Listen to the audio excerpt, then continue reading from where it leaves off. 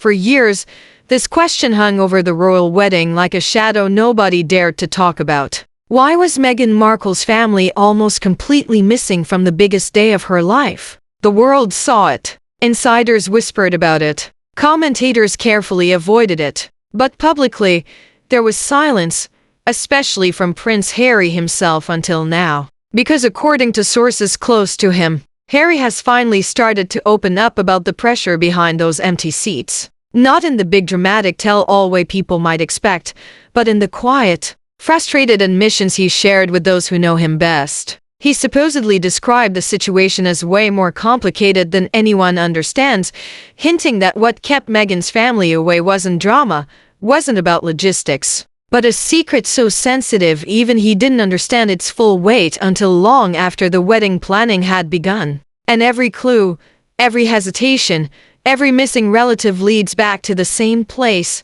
a single blank space on Meghan's family tree. That's where our story begins. Before Meghan stepped into the world's spotlight as a royal bride, there was a detail buried inside her family history. A detail small enough to miss, but powerful enough to unravel everything. When Meghan and Harry's engagement was announced, British newspapers followed tradition and published a full family tree chart of the future Duchess. Page after page was neatly printed, listing names, birth dates, locations, the royal family's preferred order and respectability on display. But right where Doria Ragland's mother's name should be, there was nothing. Just a void, a blank line. An empty space in a place that should never under any circumstance be empty. To most readers, it looked like a small oversight. But to archivists, genealogists and those familiar with how careful royal background checks are, the missing name made no sense at all. A mother's name is the most basic part of any family tree. Its absence is not a mistake. It is a message. And that message was clear. Someone did not want that name printed. This blank wasn't isolated either. According to the records, the missing name appeared in multiple documents across different sources in different formats, every single time dodging the same question. Who was Doria's mother? Why could no one for decades produce a name? And what kind of secret was buried deep enough that it would be safer to leave a line blank than to fill it with the truth? Because as the investigation continued, the empty space became more than a mystery. It became a warning that the story lying behind that missing name would eventually reach all the way to Windsor Castle and right into the heart of the royal wedding itself. Windsor Castle, May 2018. The world watched Meghan Markle walk down the aisle, a global symbol of modern royalty. But while millions focused on the dress, the vows, and the history being written, something far more telling was happening just a few feet away. On the bride's side of the chapel, an entire section stood empty. And in that silence sat one woman, Doria Ragland. No siblings beside her, no cousins tucked in behind her, not even a distant relative filling out the row. Just Doria alone, positioned directly across from Queen Elizabeth II. Her solitary presence was impossible to miss. It wasn't subtle. It wasn't ceremonial. It was stark. Those within the royal household felt the tension immediately. Sources say even the Queen was unsettled by how it looked. A royal wedding is supposed to showcase unity, legacy, and the blending of two families. But here, half of that visual story was missing. It raised the unspoken question everyone felt, but no one addressed. Where was Meghan's family? Because weddings, especially royal ones, don't happen without intention. Every seat, every camera angle, every guest is carefully selected. And the idea that an entire side of the bride's bloodline would vanish from the biggest day of her life, that doesn't happen accidentally. According to sources familiar with the planning, the decision wasn't about logistics. It wasn't a disagreement. It was calculated. A choice made out of fear. That too much visibility, too many relatives, too many conversations over champagne might expose a secret long buried beneath the Markle lineage. A secret tied directly to that blank space on the family tree chart. This is where the story gets really interesting. 8 months after the royal wedding, when the world had already moved on and the fairy tale glow had faded, the missing name finally surfaced. Doria Ragland's mother, the woman hidden behind decades of blank entries, was identified in official records as Janet Arnold. Born September 4, 1929, Sandusky, Ohio.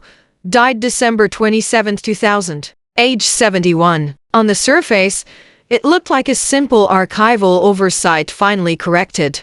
A missing puzzle piece finally snapped into place. But names have gravity, and once researchers have a name, doors begin to open. Birth certificates, death records, church logs, cemetery ledgers, county files. A flood of paper trails suddenly lit up Janet's life. Her parents, her grandparents, generations of people who had been invisible until this moment. But instead of a straightforward lineage, the new information created more questions than answers, because the details didn't line up neatly. Dates collided. Names overlapped in places they shouldn't. The deeper researchers followed the branches, the more tangled they became. And it quickly became clear that the reason Janet Arnold's name had been hidden wasn't because she didn't exist, but because once you said her name aloud, the rest of the family tree began revealing patterns someone had spent years trying to keep hidden. With Janet's identity confirmed, attention turned to her parents. And this is where the story crossed from mystery to something far more unsettling.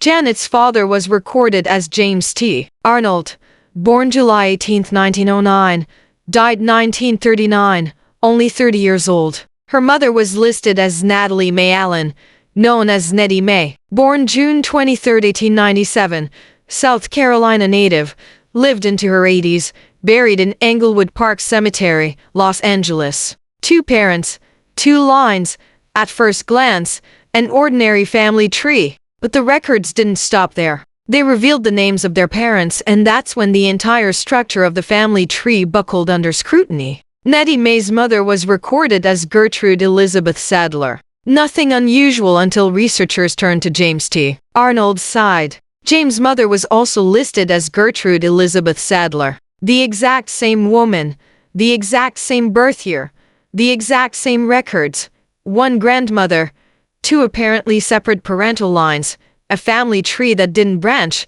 It doubled back on itself. When laid out on paper, the structure was unmistakable. Janet Arnold's mother and father shared the same mother. The two people who gave birth to her were half-siblings, the kind of union historically condemned in every legal and cultural framework, even in eras where cousin marriages were accepted. This was not distant, diluted, or ambiguous. This was direct. And suddenly, the decades-long silence made sense. The blank space wasn't an error. The erasure wasn't accidental. It was protection or concealment, depending on who you ask. Because acknowledging Janet's parentage meant confronting the kind of scandal that leaves generational scars. And in the world of royal vetting, this kind of discovery is not trivial. It is catastrophic. Once the findings surrounding Janet Arnold's parentage reached the upper levels of palace staff, the tone supposedly shifted from curiosity to containment. According to sources familiar with internal procedures,